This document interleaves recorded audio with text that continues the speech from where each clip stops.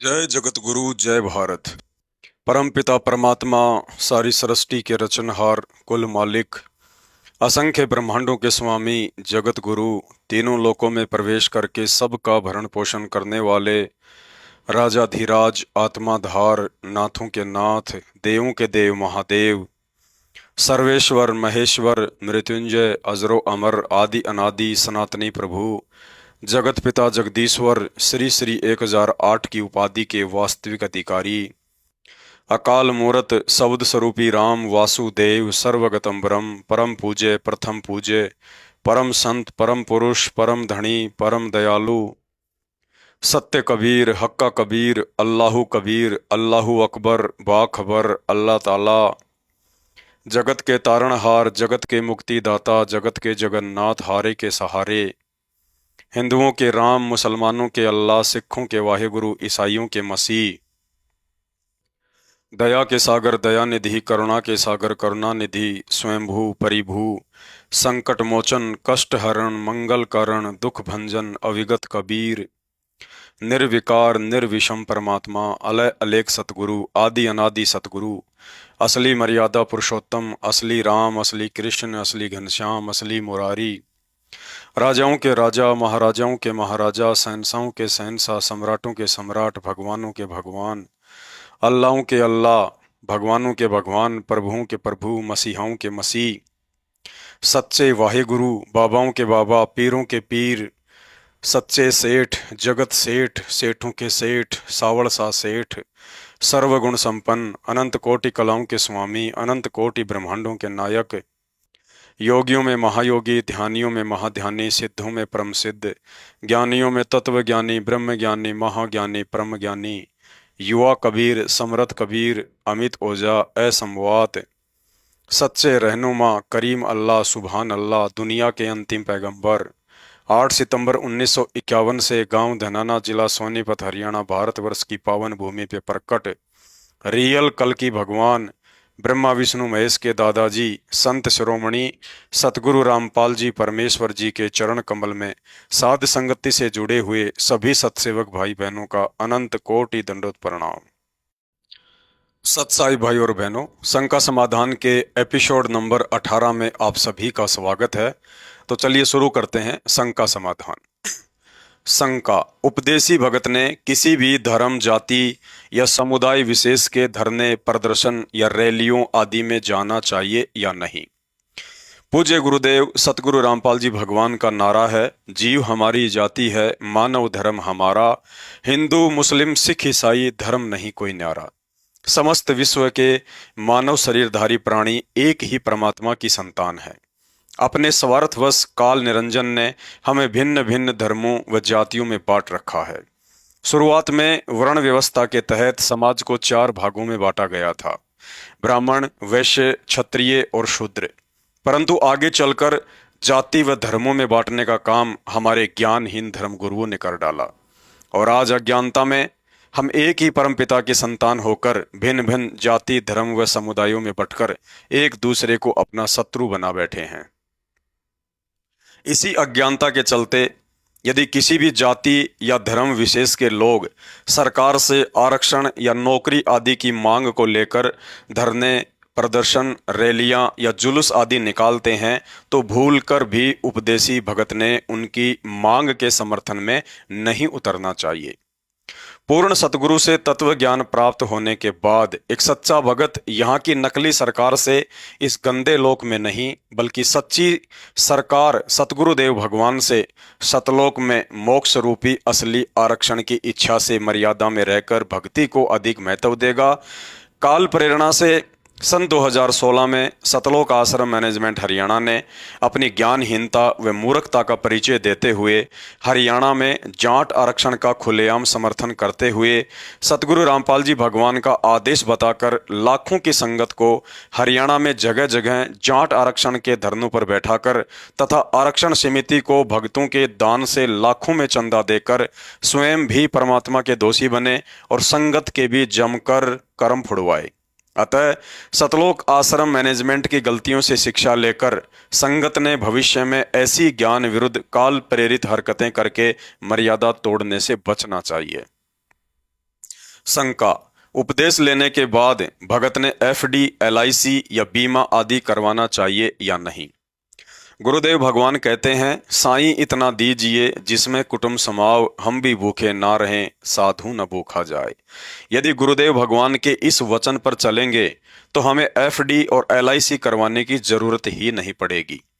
यदि पिछले संस्कारवश गुरुदेव भगवान ने आपको धन धान्य से परिपूर्ण कर रखा है तो वर्तमान में उस धन का उन्हीं के चरणों में दान धर्म करके सदुपयोग करना चाहिए। ज्ञान आधार कहता है कि उपदेशी भगत बैंक में लेन देन अवश्य कर सकता है, लेकिन एफडी, एलआईसी या बीमा जैसी कोई भी स्कीम जिसमें कुछ वर्षों के बाद मूल रकम के साथ ब्याज भी दिया जाता है, ऐसी स्कीम से दूर ही रहना है, क्योंकि भक्ति मार्ग में ऐसा करने से भगत को दो तरफा नुकसान उठाना पड़ेगा। पहला, यदि आप एफडी या अन्य स्कीम के तहत बैंक में लंबे समय के लिए अपना पैसा जमा करवाते हैं तो बैंक आपके पैसे को अन्य व्यक्तियों को ब्याज पर देगा। अर्थात बैंक से आपका पैसा एक शराब की फैक्ट्री खोलने वाला व्यक्ति भी ब्याज पर लेगा, बूचड़ खाना चलाने वाला तथा बीड़ी गुटखा आदि की फैक्ट्री लगाने वाला भी बैंक से ब्याज पर पैसा लेगा। अर्थात इस तरह से बैंक में जमा आपकी संपत्ति को बैंक द्वारा आपकी भक्ति मर्यादाओं के विरुद्ध कुकर्मों में लगवाया जाएगा, जिसका नुकसान उस संपत्ति के अनुपात में आपको भी उठाना पड़ेगा। दूसरा, कुछ वर्षों बाद जब आपको बैंक एफडी या एलआईसी की रकम के साथ जो एक्स्ट्रा पैसा देगा, वह पैसा ब्याज रूप में बैंक आपको अन्य व्यक्तियों के जमा पैसों का हिस्सा ही निकाल कर देगा। अन्य व्यक्तियों की कमाई ईमानदारी की होगी या छल कपट व झूठ की, ये आप अच्छे से जानते हैं। और यदि ब्याज रूप में अनैतिक कमाई का पैसा भगत के घर में आएगा तो अवश्य आपकी भक्ति में बाधक होगा। इसके अलावा यदि आपने दुर्घटना बीमा या मरने के बाद पैसे मिलने वाला बीमा या अन्य चोरी व आग लग जाने आदि का बीमा करवा रखा है तो उसे भी खत्म करवा दें। अर्थात इस तरह की अपनी एफडी या बीमा को तुड़वा दें ताकि आगे से किस्तें ना भरनी पड़े। पूर्ण परमेश्वर सतगुरु रामपाल जी भगवान की शरण में आते ही मर्यादित रहकर भक्ति करने वाले भगत के दुनिया भर के बीमा और इंश्योरेंस मुफ्त में ऑटोमेटिक ही हो जाते हैं, जैसे दुर्घटना बीमा, डेथ इंश्योरेंस, आग का बीमा, चोरी का बीमा आदि आदि। गुरुदेव भगवान अपनी वाणी में कहते हैं, अंत समय जब चले अकेला, तेरे आंसू नैन ढलकी, कहे कबीर शरण गह मेरी, हो रक्षा जल थल की, खबर नहीं पल की। अर्थात उपदेश प्राप्त करने के बाद सतगुरु अपने मर्यादित शिष्य को ये वचन देता है कि जल थल अर्थात पृथ्वी और जल में हर दुर्घटना के समय आपकी संपूर्ण रक्षा होगी। चाहे कोई जंतर मंतर, मूठ वशीकरण या काला जादू करवाए, चाहे आंधी तूफान और भूकंप आए, चाहे बाढ़ महामारी या प्रलय आए, भगत की संपूर्ण रक्षा होगी। बस भगत ने केवल मर्यादा के साथ भक्ति करते हुए नियमित रूप से पांचों यज्ञ करते रहना है तथा 10वें अंश के रूप में अपनी किस्तें भरते रहना है। ध्यान रहे, जैसे सरकार की तरफ से गाड़ी का इंश्योरेंस करवाना कंपलसरी होता है तो वह बीमा हम करवा सकते हैं, परंतु बैंक से कोई भी ऐसा अनावश्यक लाभ नहीं लेना चाहिए जिससे कि ब्याज रूप में अन्य व्यक्तियों का पैसा हमारे घर में आए। शंका। उपदेश लेने के बाद योग व मेडिटेशन करना चाहिए या नहीं। गुरुदेव भगवान के आदेश अनुसार उपदेश प्राप्त करने के बाद शारीरिक योगासन करने की कोई आवश्यकता नहीं है। योग प्राय किसी बीमारी से स्वस्थ होने के लिए या भविष्य में कोई बीमारी ना हो इसके लिए किए जाते हैं, लेकिन नाम उपदेश लेकर यदि मर्यादा में रहकर सत भक्ति करेंगे तो हर स्थिति में साधक की रक्षा परमात्मा करता है। जो बीमारी इलाज में लाखों रुपए बर्बाद करके तथा योगासन करने के बावजूद भी खत्म नहीं हो रही थी वह भी ठीक होगी और भविष्य में आने वाली किसी भी बीमारी से परमात्मा अपने भगत की रक्षा करेगा। अतः दोनों ही स्थिति में भगत को योग या मेडिटेशन करने की आवश्यकता नहीं होती है। शंका। क्या आध्यात्मिक मार्ग में शारीरिक योग व मानसिक ध्यान अर्थात मेडिटेशन भगत के लिए नुकसान पहुंचाने वाले हैं? उपदेश प्राप्त हो जाने के बाद भगत ने अपने समय और श्वासों का ज्यादातर हिस्सा परमात्मा की भक्ति साधना में ही बिताना चाहिए, जबकि योग करने से हमारी श्वास और समय दोनों का ही दुरुपयोग होता है। ज्ञानहीन दुनिया वाले भगवान की भक्ति से लाभ प्राप्त करने की विधि से वंचित होने के कारण चाहे योग करें या व्यायाम करें, उन्हें कुछ भी हासिल नहीं होना है। अतः योग चाहे शारीरिक हो या मेडिटेशन, दोनों ही नहीं करना है। भगत के लिए असली मेडिटेशन गुरुदेव भगवान द्वारा बताई गई सत्य साधना है। गुरु आदेश अनुसार यदि हम प्रथम मंत्र को सुरत नृत्य व मन लगाकर करते हैं तथा सतनाम मंत्र को सुरति नृत्य मन व पवन के साथ शब्द पर ध्यान लगाकर सुमरण करते हैं तो यह भगत का असली मेडिटेशन है। ध्यान लगाकर आरती करना और सत्संग सुनना भगत का असली मेडिटेशन है। गुरुदेव भगवान के सत्संगों पर चिंतन मनन करना भगत का असली मेडिटेशन है। इसके अलावा जितने भी शारीरिक व मानसिक ध्यान लगाने वाले योग हैं, सब के सब हमारे श्वास और समय की बर्बादी के अतिरिक्त कुछ भी नहीं है और गुरु आदेश अनुसार भगत के लिए वर्जित हैं। ध्यान दें, यदि आप किसान या मजदूर भाइयों की तरह शारीरिक मेहनत वाले कार्य नहीं कर पाते हैं तो सुबह शाम हल्का फुल्का व्यायाम या हल्की फुल्की दौड़ धूप कर सकते हैं। इसके अलावा शरीर को स्वस्थ रखने की दृष्टि से या नौकरी की दृष्टि से उपदेश प्राप्त भगत ने कोई भी गेम नहीं खेलना है, जैसे वॉलीबॉल, फुटबॉल, क्रिकेट, बैडमिंटन आदि, क्योंकि हमारा समय और श्वासों को बर्बाद करवाने का ये काल का एक सुनियोजित षड्यंत्र है। क्योंकि कोई भी खेल खेलते समय हमारी श्वासें तेजी से बर्बाद होती हैं। शंका: उपदेश प्राप्त करने के बाद चमड़े से बनी वस्तुएं जैसे बेल्ट, पर्स, जूते, जैकेट या कोट आदि का प्रयोग करना चाहिए या नहीं?